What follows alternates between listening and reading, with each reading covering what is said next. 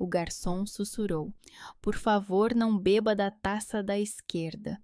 Meu marido insistiu para que eu provasse o vinho. Troquei as taças. 9 minutos depois, aquela vádia pagou o preço. Veneno, traição, pânico. Eu detestava festas corporativas, sempre odiei.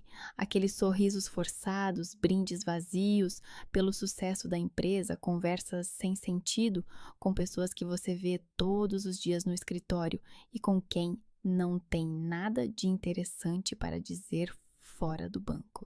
Mas faltar à festa em comemoração ao negócio do ano seria falta de educação, especialmente para a gerente da divisão comercial da First Line, cargo que ocupei nos últimos 4 anos. O salão do restaurante Margaret estava cheio de pessoas, cerca de 60 convidados, funcionários do banco, parceiros, clientes, um bar aberto na entrada, uma mesa de catering ao longo da parede. Garçons circulavam entre as mesas com bandejas, nas quais brilhavam taças de vinho e champanhe. A música tocava discretamente, a luz era suave, o ambiente festivo. Eu estava ao lado da minha mesa, com um vestido verde escuro que Curtis uma vez chamou de o meu melhor, e tentava parecer interessada na conversa com o diretor de marketing sobre o novo logotipo do banco. Curtis estava sentado ao meu lado, mas parecia estar a quilômetros de distância. Durante toda a noite, ele ficou olhando para o telemóvel, respondia com monossílabos quando alguém se dirigia a ele e parecia querer estar em qualquer outro lugar, menos aqui. Notei isso ainda em casa quando estávamos nos preparando. Ele estava frio, distante, calado. Perguntei se estava tudo bem. Ele respondeu: sim, só estou cansado. Não acreditei, mas não insisti. Nos últimos meses havia uma tensão silenciosa entre mim e Curtis, como uma parede invisível que ambos tentávamos ignorar. O vice-presidente do banco, um homem de cerca de 50 anos, com um sorriso perfeito e uma voz que soava como um megafone, fez um brinde ao sucesso do negócio. Todos levantaram as taças, eu também, mas Curtis nem sequer olhou para mim. Senti uma pontada de irritação misturada com outra coisa. Ansiedade, talvez. Algo estava errado. Eu o conhecia há 6 anos, era casada com ele há tanto tempo e sabia quando ele mentia ou escondia algo. O meu chefe ligou-me, bem no meio da festa. Urgente, disse ele. Precisamos esclarecer os detalhes do contrato com o cliente. Pedi desculpa aos meus vizinhos de mesa e fui à casa de banho. Lá era mais silencioso, dava para conversar. A conversa durou uns 5 minutos. Discuti rapidamente os detalhes, terminei a chamada e voltei para a sala. O corredor estava vazio, só havia um jovem empregado de mesa com uma bandeja de copos vazios perto da saída. Ele reparou em mim. De repente veio na minha direção, com o rosto nervoso e os olhos inquietos. Eu não o conhecia, mas ele claramente queria dizer alguma coisa. Quando passei por ele, ele inclinou-se para mais perto e sussurrou tão baixinho que mal conseguia entender as palavras. Por favor, não beba do copo da esquerda da sua mesa. Alguém colocou algo lá dentro. Eu vi uma mulher loira. Eu parei como se estivesse enraizada. O meu coração batia forte. O empregado de mesa afastou-se rapidamente, como se nada tivesse acontecido. Eu fiquei parada no meio do corredor, tentando entender o que tinha acabado de ouvir. Alguém colocou algo na minha taça? A loira? Por quê? Quem? Senti arrepios na espinha. Voltei para essa sala, tentando manter a calma. A minha mesa estava à sua frente. Curtis estava sentado no lugar, segurando o telefone com uma mão e batendo os dedos na mesa com a outra. Havia 2 taças de vinho na mesa, a minha à esquerda, a dele à direita. Aproximei-me, sentei-me e sorri como se nada tivesse acontecido. Mas por dentro estava-se a tremer. Curtis finalmente largou o telemóvel e olhou para mim. Ah, finalmente, vamos brindar ao sucesso, disse ele, levantando a sua taça. Depois apontou para a minha. Ainda não bebeste? Tens de alcançar os outros. A sua voz soava estranha, insistente. Ele nunca insistia para que eu bebesse. Pelo contrário, ele sabia que eu não gostava de beber muito álcool em eventos formais, sempre com a cabeça sóbria, sempre no controlo. Agora, respondi, pegando no meu copo. O da esquerda, aquele sobre o qual o empregado de mesa tinha avisado. Curtis olhou para mim à espera. Eu segurava o copo, sorria, mas os meus pensamentos estavam agitados. O empregado disse para não beber. Alguém colocou alguma coisa. Mas por quê? E se for verdade, quem? E o que Curtis sabe? Coloquei a taça na mesa. Espera, vamos esperar pelo brinde do diretor, disse eu com leveza. Ele sempre diz alguma coisa antes da sobremesa. Curtis franziu a testa. Que brinde! Já estamos a beber há meia hora. Vamos beber. Peguei no copo, mas em vez de levá-lo aos lábios, rapidamente movi a mão como se quisesse colocá-lo em outro lugar para liberar espaço para o prato do empregado que estava a passar. Nesse momento, troquei discretamente os copos de lugar. O meu esquerdo passou a ser o direito dele passou a ser o meu esquerdo. Levou um segundo. Curtis não percebeu.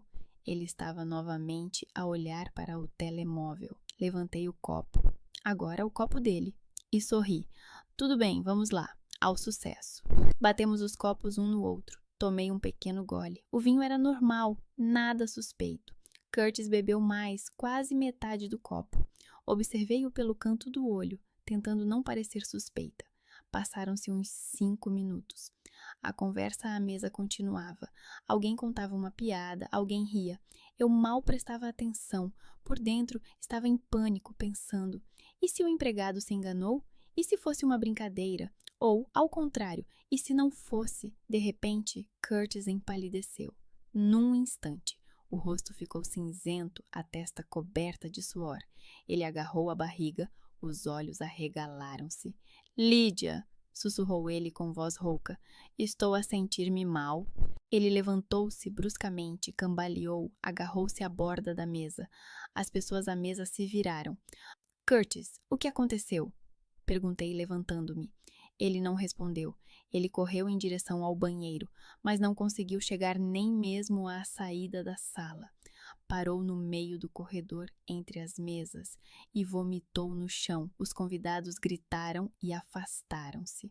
Curtis voltou a vomitar, agarrando-se à cadeira de outra pessoa. Depois caiu de joelhos, com o rosto vermelho e suado. E então aconteceu algo pior. Ele perdeu completamente o controle do seu corpo. Ali mesmo, no meio da sala, rodeado por dezenas de pessoas.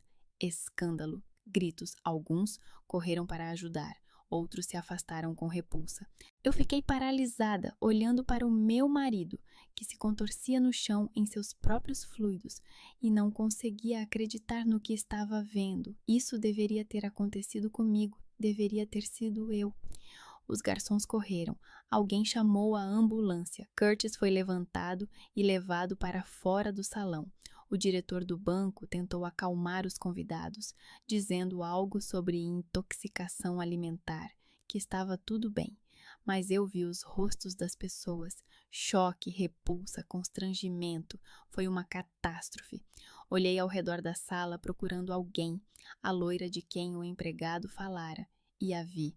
Uma mulher de 27, 28 anos, esbelta com um vestido azul escuro, estava parada perto da saída.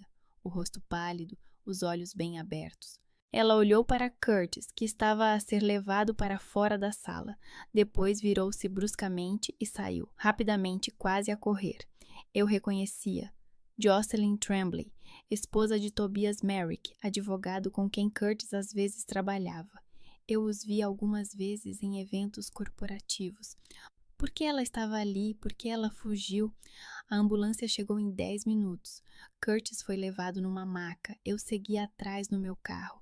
No caminho para o hospital, eu tremia, não de medo pelo meu marido, de compreensão. Alguém queria me humilhar publicamente diante de todos os colegas, parceiros, chefes.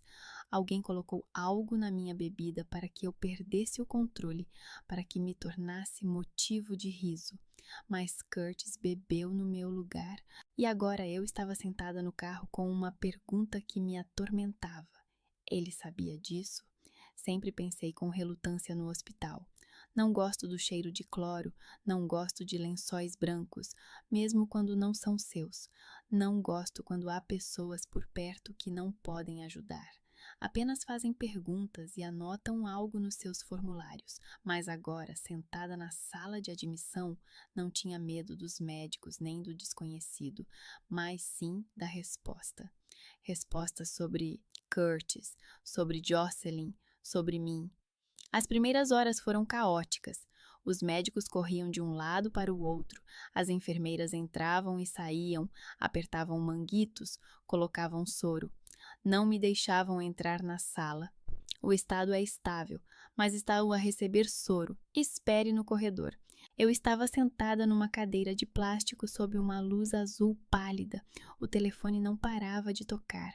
Colegas, conhecidos, o diretor do banco, até a minha sogra. Eu não queria ouvir ninguém, não respondia a ninguém. Tudo estava confuso, só a minha cabeça zumbia com pensamentos. Tudo isso estava destinado a mim. Depois de algum tempo, um homem baixo e corpulento, com sobrancelhas pretas e espessas, apareceu no átrio. Ele imediatamente me avaliou com um olhar que não deixava nada por ver. Eu percebi imediatamente. Era a polícia. Detetive Ryan Darris. Apresentou-se ele, mostrando a sua identificação. Não havia nem um pingo de simpatia na sua voz, nem qualquer dor pelo que tinha passado. Apenas trabalho. Ele perguntou: "O que aconteceu à mesa? Notou algo suspeito? Quem estava sentado ao seu lado?" Respondi mecanicamente, tentando lembrar-me dos mínimos detalhes. Rostos, vozes, movimentos, olhares. Ao ouvir a palavra loira, meus dentes rangiram sozinhos. Lembrei-me de como Jocelyn desapareceu imediatamente da sala. Descrevia, lembrei-me do vestido, até mesmo do perfume, forte, verde-limão, um pouco parecido com o de algumas estrelas adolescentes. O detetive ouvia atentamente, às vezes anotava algo. Diz que o empregado de mesa lhe sussurrou algo? Aqui pela primeira vez olhei para mim mesma de fora, como se isso não estivesse a acontecer comigo. Ele disse para não beber do copo da esquerda. Disse que alguém tinha adicionado algo. Parecia algo saído de um filme, mas Darris acenou com cinismo. Obviamente não era a primeira vez que ouvia algo assim. Gostaria de falar com esse empregado, disse calmamente. Lembrei-me do nome no crachá. Evan. Meia hora depois, Evan estava sentado na sala ao lado, parecendo ainda mais jovem e assustado do que parecia na festa. "Você viu alguém colocar algo no copo?" perguntou o detetive. "Sim, era uma jovem loira. Eu a vi durante o coquetel. Ela olhou para trás, estava nervosa. Sinceramente, pensei que fosse apenas uma sombra ou uma brincadeira. Mas então, o vídeo das câmeras confirmou tudo. Jocelyn se aproximou da mesa de Lydia. Ela parou por um momento, depois desapareceu na multidão. Os técnicos levaram os copos para o laboratório e mais tarde foi confirmada a presença de um forte laxante, que só pode ser obtido com receita médica ou trabalhando na indústria farmacêutica. Enquanto durava a confusão com as provas, tive a oportunidade de visitar Curtis no quarto. Ele estava deitado, pálido, exausto, com um catéter na mão. Sentei-me ao seu lado e segurei silenciosamente a sua mão fria. Ele não abriu os olhos imediatamente, mas reconheceu-me logo, pelo cheiro ou pelo toque da minha mão. "O que você queria?" perguntou ele baixinho, sem sequer olhar nos meus olhos. Fiquei em silêncio, apenas olhando para ele. Depois de um minuto, disse: "Por que tentaste me dar aquele vinho?" Ele tremeu e ficou em silêncio por um longo tempo. Eu não sabia. Jocelyn disse que era apenas uma brincadeira. Era para ser engraçado, constrangedor.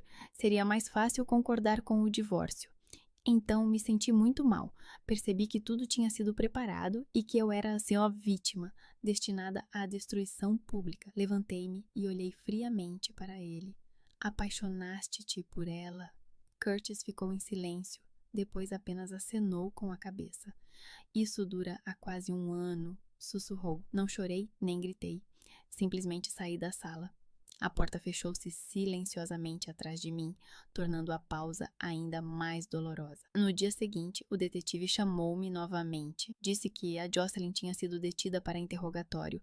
Eu só conhecia o rosto dela durante as investigações pelas câmaras, mas os investigadores disseram: a Jocelyn confessou que queria me humilhar perante os parceiros e colegas, mostrar a todos que eu não me controlava, que não servia para Curtis, que ele precisava de uma mulher submissa normal e não de uma carreirista ambiciosa. Foi humilhante, doloroso e terrivelmente mesquinho. Ela saiu sob fiança muito rapidamente. Isso também foi estranho. Alguém agiu rapidamente. O detetive estava irritado. Eu vi isso nos seus olhos. Esses casos são resolvidos muito rapidamente se houver dinheiro e conexões, disse ele, acendendo um cigarro na janela da delegacia. Uma semana depois, recebi uma estranha caixa de chocolates no meu trabalho. Isso causou um pequeno alvoroço no meu escritório. A secretária trouxe-os da recepção, como se alguém tivesse deixado um pacote em meu nome, sem sequer assinar o cartão. Eu já estava paranoica e não comia nada que não viesse da minha geladeira. Chamei um especialista do serviço de segurança do banco, aconselhei entregar a caixa ao laboratório e ordenei aos colegas que não tirassem nada dela. Em 2 dias, os resultados da análise fizeram com que até mesmo o chefe da segurança, que era muito calmo, mudasse de expressão. Nos doces encontraram um sonífero tão forte que mesmo 1 ou 2 doces fariam uma pessoa cair num sono induzido por medicamentos e, combinado com álcool, as consequências poderiam ser muito piores. Para mim, isso soou como uma ameaça direta. Pela primeira vez na vida, comecei a temer não apenas pela minha reputação, mas pela minha vida. Percebi que o fiasco anterior não havia detido Jocelyn nem quem estava por trás dela. Eles estavam apostando tudo e eu era apenas uma peça no jogo. Recorri a um segurança particular, recomendado por um amigo do departamento de segurança do banco. O segurança era um homem mais velho, um ex-fuzileiro naval com uma cicatriz na sobrancelha esquerda, que toda a sua vida acreditou apenas nos factos e na sua própria intuição. O seu nome era Dixon, e ele imediatamente elaborou um plano claro para minimizar os riscos, desde uma câmara no meu apartamento até a verificação de cada carro estacionado na entrada do prédio.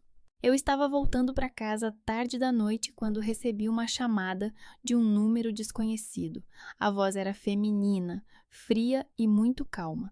Tu és a próxima. É melhor deixares tudo como está, senão vais te arrepender. Fiquei paralisada por um momento à porta, com os ouvidos a zumbirem.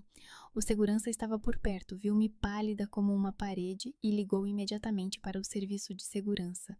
Eu não sabia o que era mais assustador.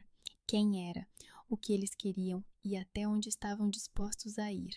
Aproximei-me da janela e vi uma figura feminina desconhecida, ao virar da esquina, desaparecer na escuridão. Não consegui perceber se era minha imaginação ou se era alguém real. Pela primeira vez, desde o início de todo esse pesadelo, eu não sabia onde era melhor me esconder, na polícia ou procurando a verdade por conta própria. Mas de repente tive uma sensação simples. Não era mais tão fácil sair dessa teia. Eu adorava as manhãs, até o momento em que percebi que acordar com um gosto de medo na boca havia se tornado a nova normalidade. No início tentei me integrar. Maquiagem, café, sorrisos para os colegas. Automaticamente, como girar a chave na porta. A vida real começou quando voltei para a casa da polícia. Adormeci pela primeira vez, sem lágrimas, mas acordei 2 horas depois, em suor frio, com a sensação obsessiva da presença de alguém estranho. A partir daquela manhã, começou a minha paranoia pessoal. Eu via pessoas suspeitas com casacos escuros na entrada do prédio. Parecia que estavam a seguir-me. Comecei até a reler notícias criminais, procurando qualquer indício de cenários semelhantes. O detetive Mark Kuhn ligou-me de manhã cedo, quando eu ainda não tinha conseguido beber o primeiro gole do meu café frio. A sua voz era profissionalmente contida, mas senti tensão em cada palavra. Lídia, tenho novidades. Jocelyn está grávida de Curtis. Não são suposições. Há contas, exames, extratos da clínica. Curtis paga-lhe regularmente todos os meses. O dinheiro é transferido em pequenas quantias, mas de forma constante. E mais uma coisa, um seguro de vida acumulativo. Curtis assinou os documentos, entre outros, na fábrica sem prestar atenção. O beneficiário é o futuro filho deles.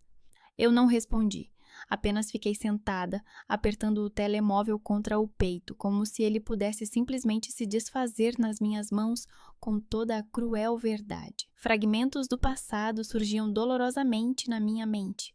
As nossas conversas com Curtis, os seus tardios "eu amo-te", a sua cortesia distante e o seu foco apenas em parecer perfeito para os outros. Agora, tudo isso parecia falso. Uma máscara atrás da qual se escondia um homem estranho para mim. Ainda estás aí? Mark interrompeu o meu vazio interior.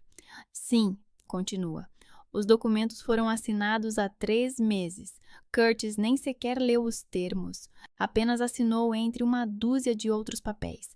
Mas alguém o instruiu porque esse ponto era fundamental. Acenei para mim mesma, embora Mark não me visse. A sensação de traição já não era tão forte, tornou-se uma dor constante de fundo, como uma lesão crônica com a qual tenho de conviver todos os dias.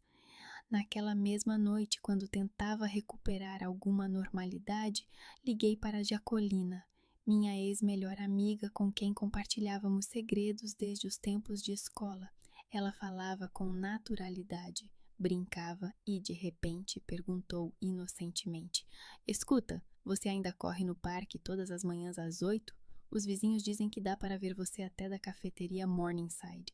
Mas às quintas-feiras tu vais trabalhar mais tarde, reparei. Eu estremeci. Não escrevi sobre isso nas redes sociais nem contei a ninguém. As minhas corridas são a única área privada que eu protegia dos olhos alheios. Como ela poderia saber da minha rotina? Colina, tu sabes, eu não conto esses detalhes para ninguém. Tu estás a me vigiar? Ela ficou parada por um segundo. Depois riu sem jeito e rapidamente mudou de assunto. Mas a minha intuição já estava a funcionar a todo o vapor. Imediatamente após a conversa, escrevi ao Mark: Verifica a colina em detalhe. 3 horas depois, ele ligou com os resultados. Lídia, as tuas suspeitas confirmaram-se. A colina recebe regularmente transferências da Jocelyn. Os valores são pequenos, mas frequentes, de 100 a 200 dólares por mês. Ela envia a Jocelyn capturas de ecrã do teu calendário do Instagram, fotos e até perguntas sobre mudanças na tua agenda em mensagens privadas. Tudo está documentado aqui. Senti o chão a fugir debaixo dos meus pés. Não era apenas uma traição, era a venda do que eu tinha de mais precioso, a minha privacidade, a minha segurança. Não podia esperar. Juntei tudo o que o Mark tinha encontrado. Impressões das transferências, capturas de ecrã das conversas, e fui ter com a Colina com as provas. Ela abriu a porta com uma chávena de chá na mão, sorriu amigavelmente, mas imediatamente ficou preocupada ao ver a minha expressão. Lida, por que estás tão tensa? Não perdi tempo com preliminares, coloquei os papéis sobre a mesa. É tudo por causa do dinheiro? Passaste a Jocelyn o meu horário, os meus percursos, a minha vida pessoal? Ela empalideceu, as mãos tremiam, a chávena quase caiu. Lida, eu não pensei que ela fosse tão longe. Eu só precisava de dinheiro depois do divórcio, e ela ofereceu. Parecia inofensivo, apenas pequenos detalhes. Pequenos detalhes? Mal consegui me conter para não gritar. Passaste-lhe informações que ela usou para me destruir. Por tua causa, ela sabia onde eu estava, quando e com quem. Colina começou a chorar. Eu não sabia. Ela disse que só queria entender-te melhor, para que Curtis pudesse resolver tudo de forma civilizada. Olhei para ela por um longo tempo, em silêncio. Respondi friamente, cada palavra como um golpe. Tu não és mais minha amiga. Amizade não se vende. Nunca. Saí, deixando-a na porta, em lágrimas. Entreguei todas as provas ao Mark para a polícia. Um dia depois, a Colina foi chamada para um interrogatório oficial como testemunha e possível cúmplice. Mas com isso, o jogo de antecipação só ganhou força. Desde o início da manhã, tive a sensação de que alguém estava constantemente a vigiar a minha vida, não apenas a observar, a estudar, a analisar, a procurar pontos fracos. Deixei de comer as refeições que traziam para o trabalho, deixei de aceitar presentes dos colegas, fazia café sozinha, não usava o minibar do escritório. O segurança Dixon, um homem idoso com uma cicatriz na bochecha e olhos cinzentos frios, estava sempre por perto, mas a ansiedade não desaparecia. Como que, confirmando os meus receios, às 10 da manhã recebi uma chamada estranha no telefone do trabalho. Uma voz masculina, educada, até agradável. Bom dia, gostaria de utilizar os serviços do seu banco. Quero marcar uma reunião para falar sobre hipotecas. Posso estar no café, terceira onda, daqui a 30 minutos. Está bem para si? Eu concordei, mas informei imediatamente o Dixon. Ele acenou com a cabeça. Vamos juntos, sem discussões. Chegamos antes da hora. Dixon sentou-se na mesa ao lado, observando atentamente todos os clientes. Passaram-se 30 minutos, depois 40. O cliente não apareceu, ninguém ligou, ninguém escreveu. É uma armadilha, disse Dixon baixinho. Vamos para o carro, com cuidado. Saímos do café. Quando nos aproximamos do estacionamento, Dixon parou de repente, agarrou-me pelo braço. Olha, ali, perto do teu carro. Uma mulher com um casaco desportivo. Olhei. Uma loira com um casaco escuro com capuz inclinou-se sobre a minha roda traseira esquerda, fez algo lá, depois endireitou-se rapidamente e desapareceu ao virar da esquina. Dixon tirou imediatamente várias fotos com o telemóvel. Aproximamo-nos do carro. Havia vestígios de óleo no asfalto e pequenas limalhas de metal debaixo da roda. Isto já não é brincadeira, Lídia.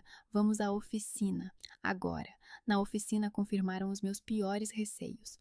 O tubo do travão tinha sido cuidadosamente cortado. Mais alguns quilômetros e eu poderia ter perdido o controle do carro. Foi uma tentativa direta de me matar. Fui à polícia imediatamente. O detetive Darius ouviu atentamente e anotou cada detalhe. Tenha certeza de que é a mesma mulher que causou o incidente na festa da empresa? Dixon tirou uma foto dela. Eu reconheci Jocelyn. Darius acenou com a cabeça. Vamos detê-la, mas você precisa ter cuidado. Se ela foi tão longe, pode tentar novamente. Naquela mesma noite, Jocelyn foi presa sob suspeita de tentativa de lesão corporal dolosa, mas no dia seguinte, o advogado dela iniciou o processo de fiança. Mark trouxe-me outra notícia chocante. Lídia, verifiquei os pagamentos. O advogado de Jocelyn recebe dinheiro da conta de Curtis. A explicação oficial é ajuda a uma amiga em dificuldades. Mas as quantias são consideráveis. Ele está conscientemente a financiar a defesa dela. Liguei para Curtis. Ele atendeu após a terceira chamada com a voz cansada.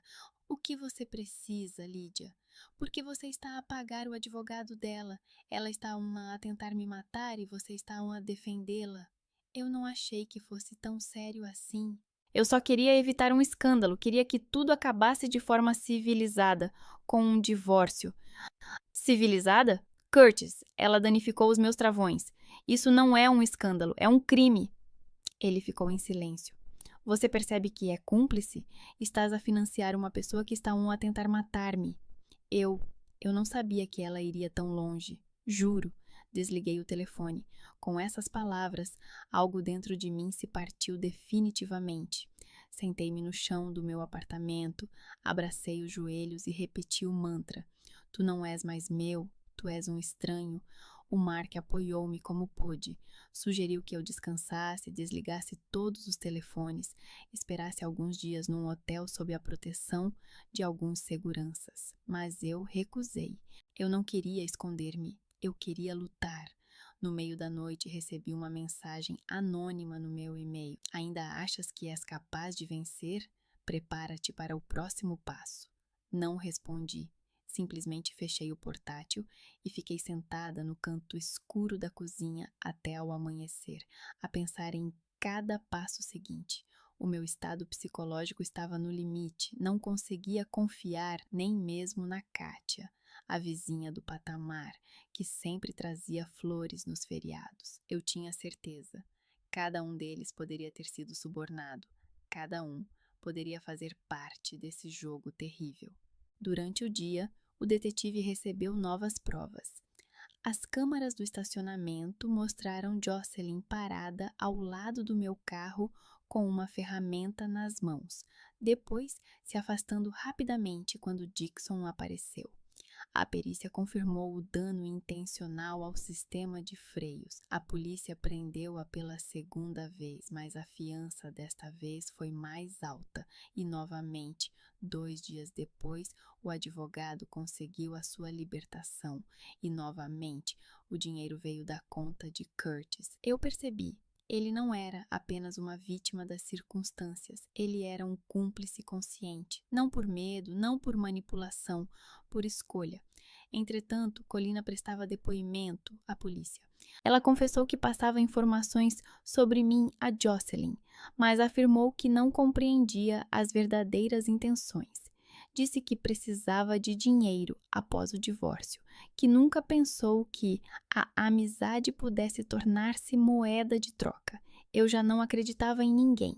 Cada detalhe era uma ameaça em potencial, cada telefonema, uma possível armadilha. À noite na cozinha, Mark me disse: Lídia, você ainda está aguentando? Se não, diga agora. Eu vou te ajudar a ir embora, se esconder, começar uma nova vida em outra cidade. Olhei para ele. Não vou embora. Se fugir agora, eles ganham. Vou lutar até ao fim. Ele acenou com a cabeça. Então prepara-te, porque o próximo passo deles é amanhã. E foi então que o telefone tocou, um número desconhecido. Uma voz feminina sussurrou: És a próxima, prepare-se. Desliguei o telefone, anotei isso no meu diário e percebi. A verdadeira guerra estava apenas a começar. A prisão de Curtis aconteceu de repente, embora eu já pressentisse que mais cedo ou mais tarde tudo acabaria assim. Eu estava sentada no escritório do detetive quando ele me mostrou as impressões das mensagens trocadas entre Curtis e Jocelyn, centenas de mensagens cuidadosamente documentadas pela investigação. Cada palavra era uma dolorosa lembrança de como eu tinha sido ingênua.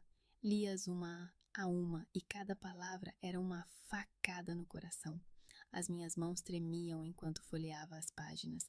Ela nunca concordará com um divórcio rápido. Temos de fazer alguma coisa, escreveu Curtis há 3 meses, quando ainda tomávamos o pequeno almoço juntos, ríamos de uma série e planeávamos as férias. Sei como fazer com que ela pareça instável. A humilhação pública é o primeiro passo. Isso vai minar a reputação dela e ela ficará mais fraca, respondeu Jocelyn com fria calculada. E se não funcionar? Ela é forte, ela pode aguentar. Então, um acidente de carro, uma queda da escada, envenenamento. Você receberá todos os bens como o único herdeiro.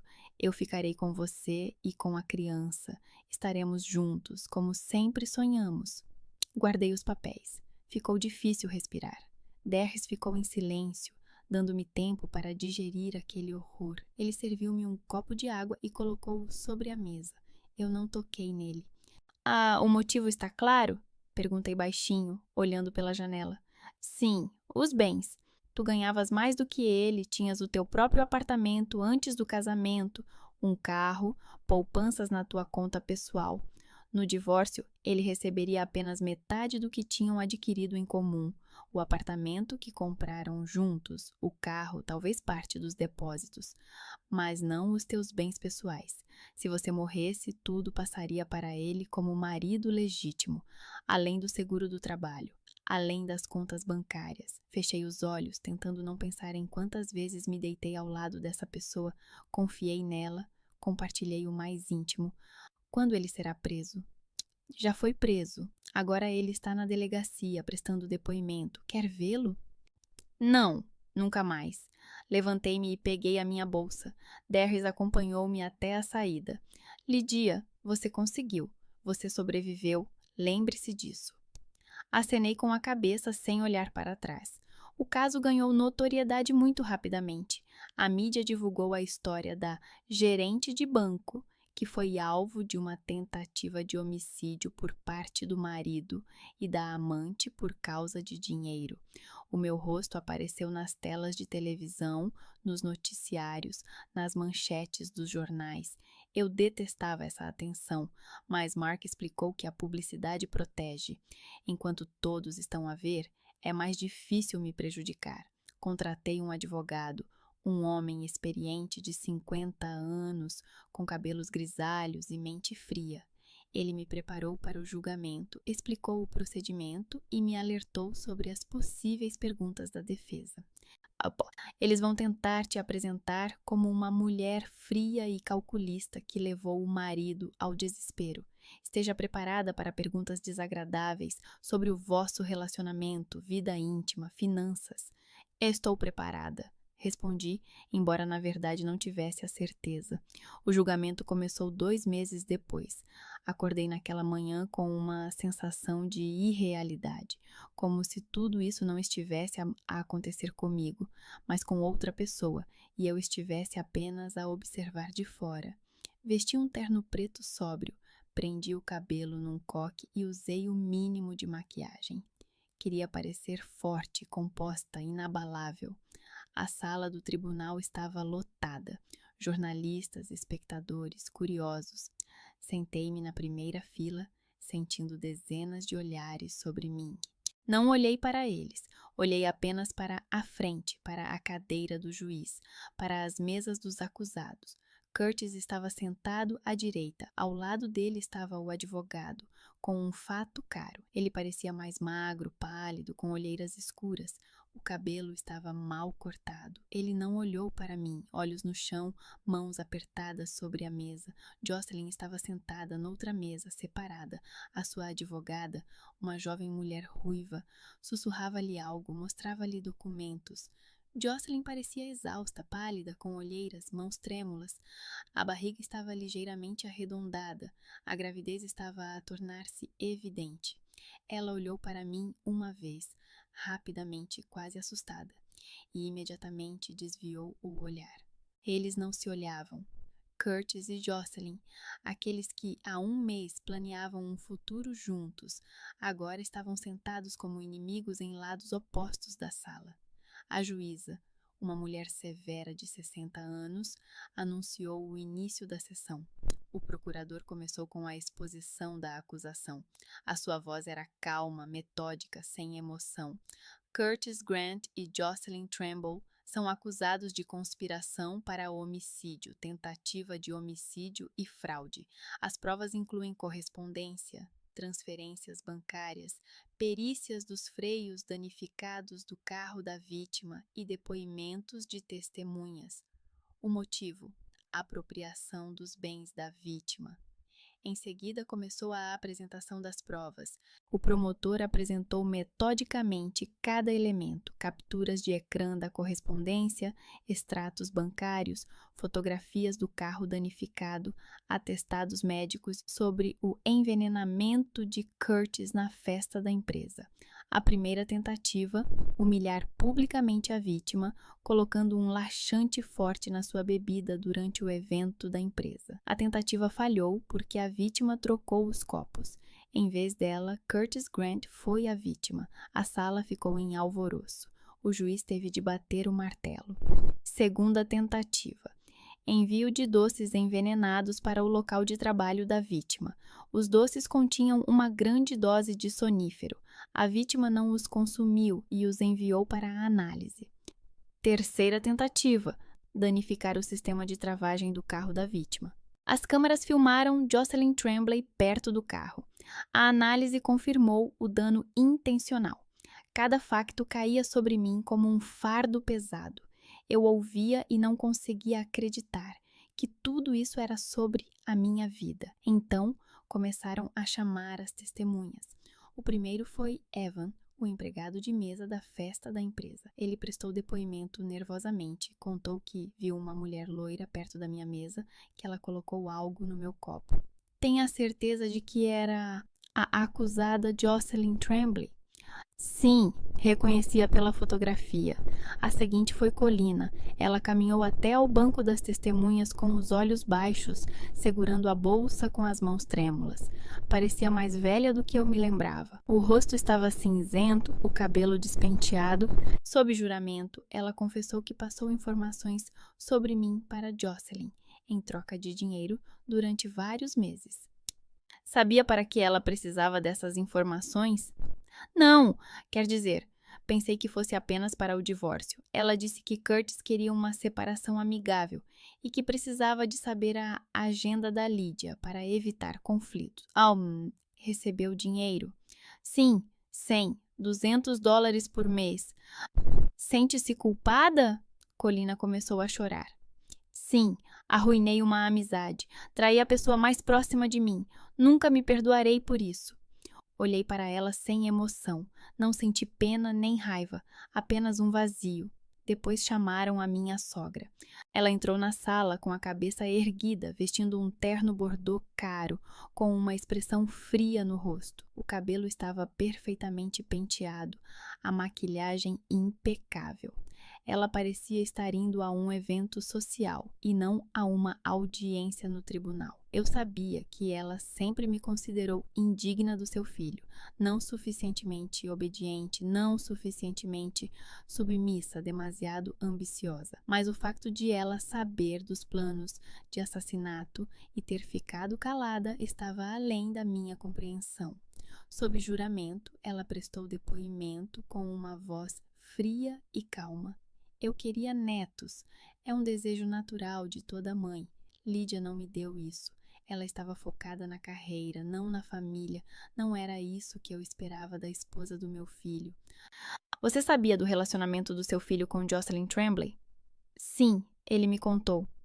Você sabia que Jocelyn estava grávida? Sim, ela prometeu-me um neto. Sabia dos planos do seu filho e da Jocelyn em relação a Lydia Grant? Ela hesitou.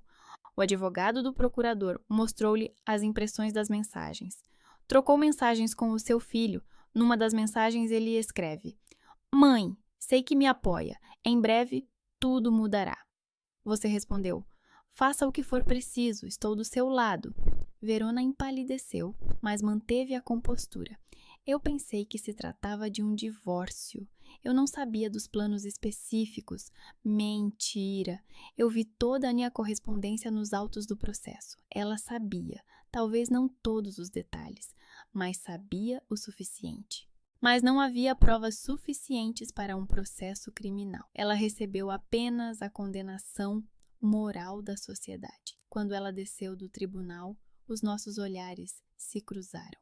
Olhei para ela por um longo tempo, sem piscar. Ela foi a primeira a desviar o olhar. Então chegou a vez dos principais acusados. Primeiro chamaram Jocelyn. Ela subiu ao tribunal segurando-se na grade. Parecia fraca, exausta. A voz tremia quando ela prestou juramento. O seu advogado baseou a defesa no facto de ela ter sido usada por Curtis, que se aproveitou dos seus sentimentos, prometeu um futuro juntos e a pressionou por causa da gravidez. Conte ao tribunal como começou a sua relação com Curtis Grant. Jocelyn começou a chorar. As lágrimas corriam pelo rosto, a voz falhava. Conheci-o no trabalho. Ele estava tão solitário, infeliz. Contou-me que a mulher não o compreendia, que o casamento deles era um erro. Apaixonei-me, eu acreditava nele, eu pensava que ficaríamos juntos. Quem sugeriu o plano de humilhar publicamente Lydia Grant? Ele, Curtis. Ele disse que, se ela parecesse instável, emocional, o divórcio seria mais rápido. Ele tinha medo que ela o deixasse sem nada. E as tentativas de envenenamento, os danos no carro, também foi ideia dele. Ele pressionou-me, disse que se eu não ajudasse, ele deixaria-me e ao meu filho. Eu tinha medo. Eu não queria fazer isso, mas ele manipulou-me. Curtis levantou-se bruscamente antes que a segurança pudesse reagir. Mentira! É tudo mentira. Tu planeaste tudo. Tu chantageaste-me com a criança, disseste que se eu não ajudasse, irias à polícia e dirias que eu te tinha violado. A sala explodiu. Gritos, barulho, jornalistas a correr para gravar. A juíza bateu com o martelo, exigindo silêncio. Os seguranças sentaram Curtis à força no seu lugar.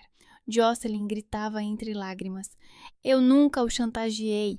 Ele está a mentir. Ele me envolveu nisso. Eu sou a vítima. Eu olhava para eles, como eles se acusavam mutuamente, como tentavam se salvar, jogando a culpa no parceiro. Eles se destruíram mutuamente. E eu não me importava com quem estava a dizer a verdade. Ambos planeavam o meu assassinato. Ambos eram culpados. O julgamento durou uma semana. Todos os dias eu sentava-me na sala, ouvia a minha vida ser desmembrada em pequenos pedaços. Discutiam o nosso casamento, o meu dinheiro, a minha relação com Curtis, até mesmo a nossa vida íntima. O advogado de Curtis tentava apresentar-me como uma mulher fria e ambiciosa que desprezava o marido. Era humilhante, mas eu aguentava, porque sabia que a justiça estava do meu lado. Peritagens, testemunhos, provas, tudo apontava para uma conspiração. A correspondência era irrefutável. As transferências bancárias confirmavam o apoio financeiro de Curtis. As câmeras filmaram Jocelyn perto do meu carro. As peritagens médicas confirmaram a presença de veneno nos doces e os danos nos travões. O veredicto foi anunciado na sexta-feira. A sala estava lotada. Eu estava sentada com as mãos apertadas nos joelhos, respirando calmamente, tentando manter a calma. A juíza leu a sentença em um tom frio e formal. Jocelyn Tremblay é considerada culpada de conspiração para homicídio, tentativa de homicídio e fraude. É condenada a 9 anos de prisão. Jocelyn cobriu o rosto com as mãos e começou a chorar. Curtis Grant é considerado culpado de conspiração para homicídio como organizador e cúmplice. É sentenciado a 6 anos de prisão. Curtis não se mexeu, apenas ficou sentado, olhando para o chão. Colina Dupré é considerada culpada por cumplicidade. É condenada a 2 anos de liberdade condicional. Não senti triunfo, não senti alívio, apenas um cansaço infinito. Mas o pior aconteceu depois. Quando os guardas levavam Jocelyn para fora da sala, ela se curvou repentinamente e gemeu. Caiu de joelhos. Sangue no chão, gritos, pânico. Chamaram uma ambulância. Mais tarde soube pelo Mark que ela tinha perdido o bebê. Estresse, tensão excessiva, colapso emocional. O bebê pelo qual ela tinha feito tudo, pelo qual ela tanto esperava, pelo qual ela manipulou Curtis, desapareceu num instante. Mark me contou isso ao telefone à noite. Eu estava perto da janela, olhando para a cidade à noite. Como você está se sentindo? Ele perguntou com cuidado. Não sinto nada, Mark. Absolutamente nada. É uma reação normal depois de um trauma desses. Dê tempo a si mesma. Eu não chorei. Não senti a pena da Jocelyn. Apenas um vazio. O detetive Darius ligou no dia seguinte. Lydia, você conseguiu. Você sobreviveu. A justiça prevaleceu. Obrigada por tudo, detetive. Cuide-se. E se precisar de alguma coisa, ligue. Voltei para casa. O apartamento parecia estranho. Andei pelas divisões, toquei nas coisas que ainda se lembravam da nossa vida juntos com Curtis. Queria deitar tudo fora, queimar, destruir, mas não tinha forças. Sentei-me no sofá, abracei os joelhos, olhei pela janela. O sol se punha, pintando o céu de tons vermelhos e alaranjados. Em algum lugar na prisão estava Curtis. Em algum lugar no hospital estava Jocelyn, chorando pela perda do seu filho. Colin estava em casa, em liberdade condicional. Verona provavelmente nunca mais ligaria. Tudo tinha acabado. Eu estava livre. Mas por que então me sentia tão vazia? 2 anos é muito tempo. E ao mesmo tempo, nada. Quando me mudei para Seattle, parecia que essa distância seria uma barreira entre mim e o passado, que a geografia me salvaria das memórias. Mas as memórias não têm geografia. Vivem dentro de nós, em cada respiração, em cada sonho, em cada som repentino que nos lembra o que foi. A minha nova vida começou num apartamento vazio, no 6º andar de um pequeno prédio com vista para a Baía de Elliott. Aluguei-o sem negociar, apenas assinei o contrato e paguei 3 meses adiantados. Não me importava com o preço. O importante era ficar longe de Portland, longe do que havia sido, longe das pessoas que me traíram. O apartamento tinha apenas o mobiliário básico: cama, sofá, mesa, 2 cadeiras. Não comprei nada supérfluo, nem sequer pendurei quadros nas paredes. As paredes brancas e vazias refletiam o meu estado interior: vazio, purificação, tentativa de começar do zero. Os primeiros meses foram os mais difíceis. Acordava à noite com suores frios, com a sensação de que alguém me observava do canto escuro do quarto. Verificava as fechaduras várias vezes antes de dormir. Colocava uma cadeira debaixo da maçaneta da porta. Dormia com uma faca debaixo do travesseiro. Não conseguia comer em restaurantes. Tinha medo de envenenamento, não aceitava presentes dos colegas. Até mesmo doces inocentes para acompanhar o café me causavam pânico. A psicóloga a quem finalmente recorri 1 mês após a mudança era uma mulher de uns 50 anos, com voz calma e olhar suave. Ela diagnosticou-me um transtorno de estresse pós-traumático e começou a trabalhar comigo em técnicas de superação. Lídia, o que aconteceu consigo não é apenas uma traição ou um escândalo. É uma tentativa de homicídio pela pessoa mais próxima. O seu cérebro protege-a da única maneira que conhece, com vigilância constante, mas isso é desgastante. Precisamos ensiná-la a sentir-se segura novamente. Ela deu-me exercícios de respiração, técnicas de aterramento. Quando a pânico me dominava, eu tinha que tocar em 5 objetos ao meu redor e nomeá-los em voz alta. Isso me trazia de volta à realidade. Ela me aconselhou a manter um diário, a colocar no papel todas as emoções que estavam a ferver. Eu escrevia todas as noites. Às vezes eram páginas de raiva. Como ele pôde? Como ela usou? Por que é que a colina me traiu? Às vezes eram páginas de dor. Nunca mais vou conseguir confiar em ninguém. Estou sozinha para sempre. E às vezes eram raros, tão raros lampejos de esperança. Talvez um dia eu consiga deixar para trás. Talvez um dia eu volte a viver, em vez de apenas existir. Às vezes chorava sobre as folhas, as lágrimas borravam a tinta. Às vezes rasgava o que tinha escrito em pedacinhos e começava de novo. Mas aos poucos foi ficando mais fácil, não mais simples. A dor não desaparecia, mas mais fácil de respirar, mais fácil de acordar, mais fácil de me olhar no espelho. Encontrei um emprego 1 mês depois de me mudar. Consultora financeira numa pequena, mas prestigiada empresa, a Everest Finance. A entrevista correu bem. A minha longa experiência no banco, os meus conhecimentos profissionais, as recomendações de antigos colegas, os poucos que me permaneceram fiéis, falavam por si. Por que decidiu mudar de cidade? Perguntou o diretor, um homem idoso com barba grisalha. Queria um novo começo, respondi honestamente, mas sem entrar em detalhes. Às vezes é preciso mudar de ambiente para seguir em frente. Ele acenou com a cabeça sem fazer perguntas. Talvez estivesse lendo as notícias. Talvez simplesmente compreendesse que todas as pessoas têm direito à privacidade. Os colegas eram simpáticos. Convidavam-me para almoços, festas da empresa. Propunham-me ir com eles, passar o fim de semana nas montanhas. Mas eu mantinha-me à distância. Não ia a eventos conjuntos, não partilhava a minha vida pessoal, recusava convites para sair com os colegas depois do trabalho. Não porque fossem más pessoas, simplesmente porque eu não conseguia, não sabia. A confiança é algo muito fácil de quebrar e quase impossível de reconstruir. O Curtis e eu nos divorciamos à distância. Ele assinou todos os papéis na prisão sem contestar. Não pediu para se encontrar comigo, não tentou entrar em contato através dos advogados. O advogado dele me entregou um envelope com os documentos e eu os assinei sem ler em detalhes. Não me importava com o que estava escrito. Eu só queria uma coisa: que o sobrenome dele desaparecesse dos meus documentos para sempre. Dividimos os bens formalmente. Vendi o apartamento que partilhávamos em Portland logo após o julgamento.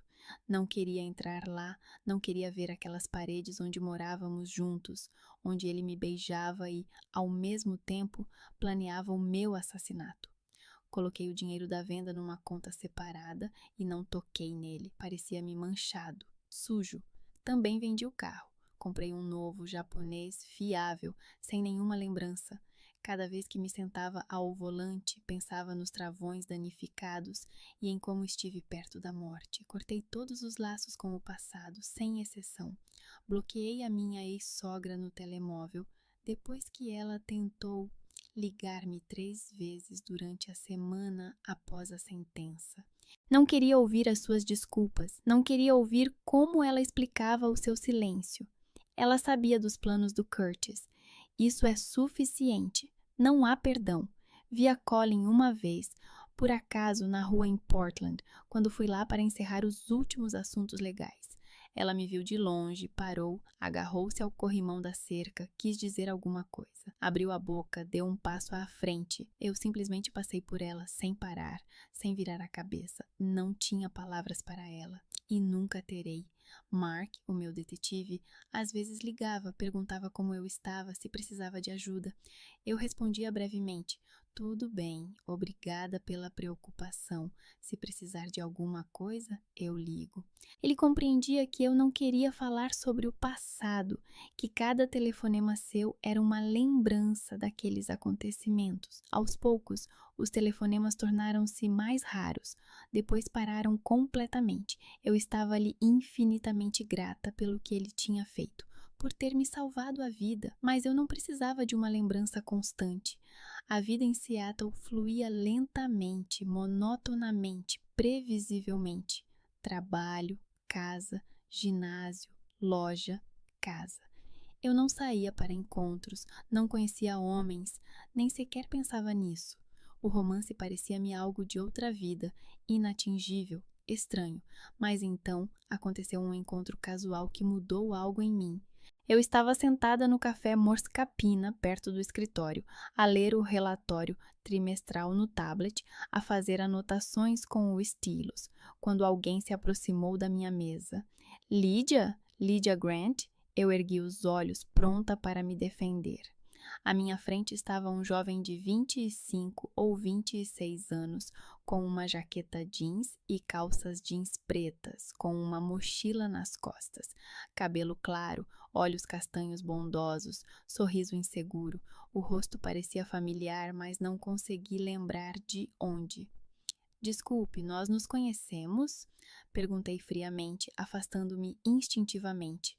Evan Silver. Eu era o empregado de mesa naquela festa corporativa. Eu avisei-te sobre o copo, sobre o facto de alguém ter colocado algo nele. O meu coração apertou-se dolorosamente. Lembrei-me imediatamente. O jovem de camisa branca que me sussurrou nervosamente o aviso, que arriscou o seu emprego para salvar uma mulher desconhecida, que talvez me salvou a vida. Evan, sussurrei, sentindo a respiração parar. Meu Deus, claro.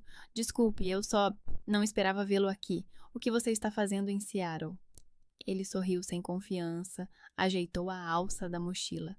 Eu me mudei para cá para estudar há 6 meses.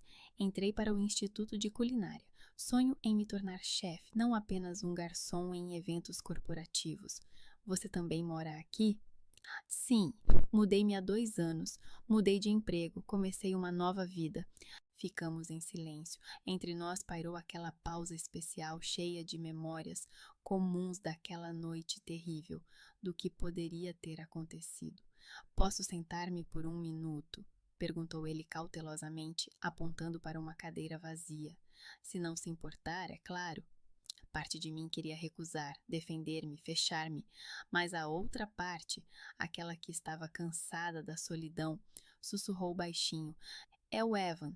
Ele ajudou-te. Ele não é um inimigo. Acenei com a cabeça. Ele sentou-se à minha frente, cuidadosamente colocou a mochila ao pé, pediu um café à empregada. Eu queria dizer: Estou muito feliz por estares bem. Li sobre o julgamento nas notícias, acompanhei o caso. Não conseguia acreditar no quão sério tudo se tinha tornado, o quão longe eles foram. Obrigada, respondi baixinho, apertando a chávena nas mãos. Obrigada por me avisar naquela época. Se não fosse por você, tudo poderia ter terminado de forma diferente. Sempre te serei grata. Apenas fiz o que tinha de ser feito, respondeu ele modestamente, baixando-lhe a cabeça. Qualquer pessoa no meu lugar teria feito o mesmo. Não, contestei. Nem toda a gente. Tu arriscaste. Tu podias simplesmente ter ficado calado, fingido que não tinhas visto nada. Mas não ficaste calado. E eu estou-te infinitamente grata por isso. Conversamos durante cerca de 1 hora. Ele falou sobre os estudos, sobre as dificuldades de conciliar o trabalho de empregado de mesa com as aulas e a prática, sobre os seus planos de abrir um dia o seu próprio restaurante. Eu ouvia, às vezes fazia perguntas, compartilhava um pouco sobre o meu trabalho, mas sem detalhes pessoais. Era agradável conversar sobre algo comum, cotidiano, não relacionado à tragédia do passado. Quando nos despedimos na saída do café, ele perguntou timidamente: Podemos nos encontrar para tomar um café de vez em quando? Só para conversar. Tenho poucos conhecidos aqui e tu. Bem, tu és a única pessoa do meu passado que conheço em Seattle e gosto de conversar contigo. Hesitei por muito tempo. Uma parte de mim gritava: Não! Não deixe ninguém entrar! É perigoso! Mas outra parte, silenciosa, quase sufocada pela voz do medo, sussurrava: Tente, ele é bom.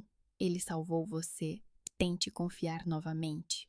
Ah, tudo bem, eu finalmente disse e dei o meu número.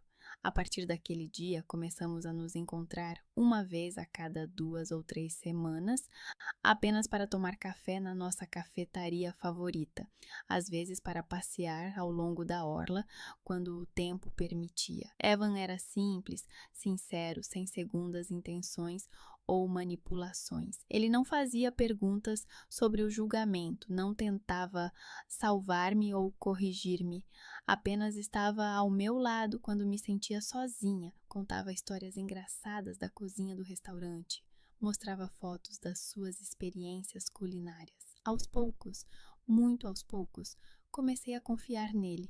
Não totalmente, não sem reservas, mas comecei. Contei um pouco mais sobre o meu trabalho, sobre os meus passatempos, sobre o facto de gostar de correr de manhã ao longo do oceano. Ele partilhou os seus sonhos, planos, contou-me sobre a sua infância numa pequena cidade perto da fronteira com a Califórnia, sobre os seus pais agricultores que não compreendiam a sua paixão pela culinária. Não havia romance entre nós, nem insinuações, nem expectativas. Éramos apenas amigos, e era exatamente isso que eu precisava. Uma amizade pura e simples, sem segundas intenções.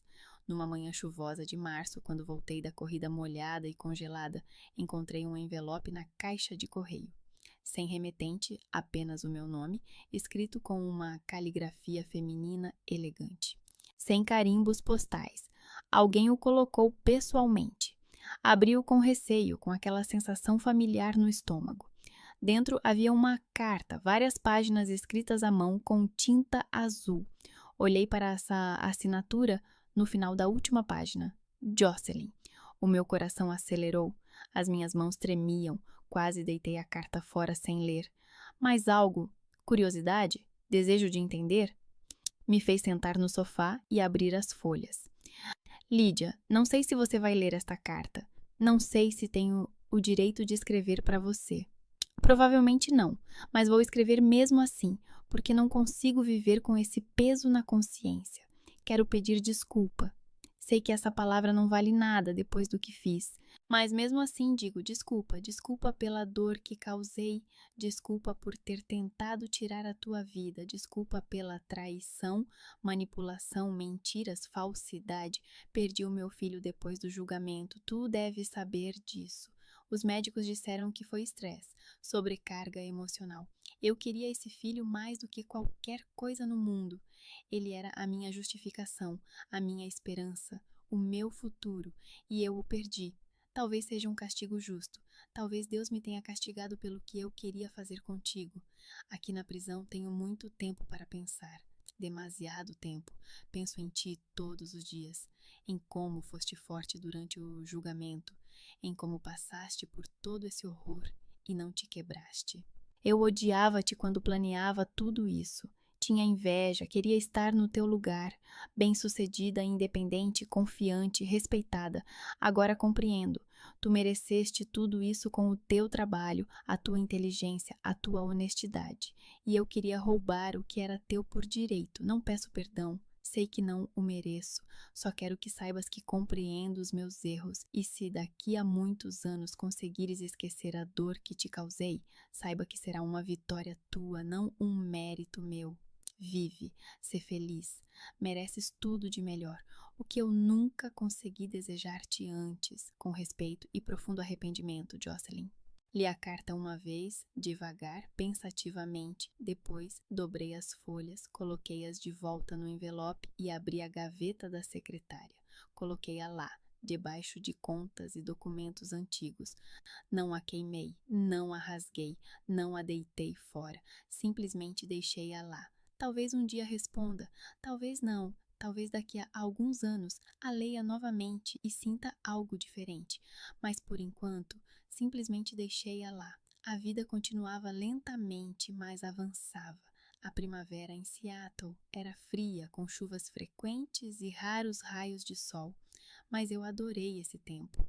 A chuva lavava o passado, refrescava, dava a oportunidade de respirar mais profundamente.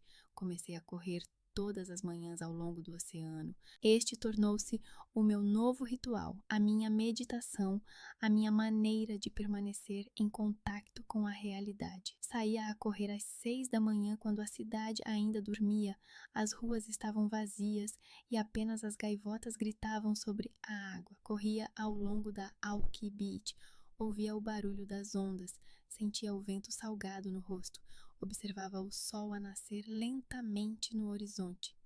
Durante essas corridas, pensava no meu caminho, sobre toda a dor que eu havia sofrido nos últimos anos, sobre a traição do meu marido, a perfídia da amante, a vendidade da amiga, o silêncio da sogra, sobre as tentativas de assassinato, envenenamento, freios sabotados, sobre o julgamento, a sentença, o vazio depois disso.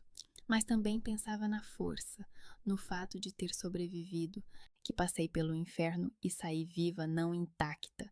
Não, as cicatrizes permaneceram profundas e dolorosas, mas viva, livre, e isso já é uma vitória. A dor permaneceu, ela não desapareceu, não se dissolveu no tempo, simplesmente deixou de me controlar, de determinar cada uma das minhas ações, cada pensamento, cada decisão tornou-se parte de mim, mas não toda a minha essência. Estou livre, não das memórias, não se pode fugir delas, elas fazem parte de quem eu sou, mas livre do medo, livre da necessidade de olhar constantemente por cima do ombro, livre das pessoas que me traíram, livre para ser eu mesma. A vida continua, não é perfeita, não é como eu planeava na minha juventude, não é um conto de fadas, mas é minha, é real, é minha. Numa manhã, no início do verão, quando o céu finalmente se limpou das nuvens, corro ao longo da costa e de repente paro. O sol nasce sobre o Oceano Pacífico, pintando o céu com incríveis tons de rosa e laranja. As ondas batem suavemente na areia, recuam, voltam a bater. Um ritmo eterno que não muda há milhões de anos. Fico parada, olhando para o nascer do sol, e de repente sinto algo incomum, algo que não sentia há muito, muito tempo, algo quente, suave, vivo. Eu sorrio, sinceramente, sem constrangimento, sem máscara, sem proteção. Simplesmente sorrio, olhando para o sol que se ergue da água, para as gaivotas que voam sobre as ondas, para a imensidão do oceano à minha frente. A vida continua, e eu também. O telemóvel no bolso vibra. Pego nele. Uma mensagem do Evan.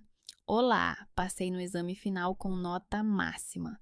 O meu bolo de lavanda foi considerado o melhor do grupo. Vamos comemorar hoje? O convite é meu. Sorrio ainda mais. Digito a resposta. Claro, parabéns. Às 7 na nossa cafetaria? Estarei lá e prepararei uma surpresa para ti, a minha sobremesa exclusiva. Guardo o telemóvel e continuo a correr. O vento nos cabelos, o sol no rosto, o oceano ao lado, o barulho das ondas nos ouvidos.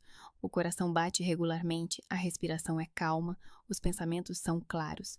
Estou viva, estou livre, eu sou eu, e isso é mais do que suficiente.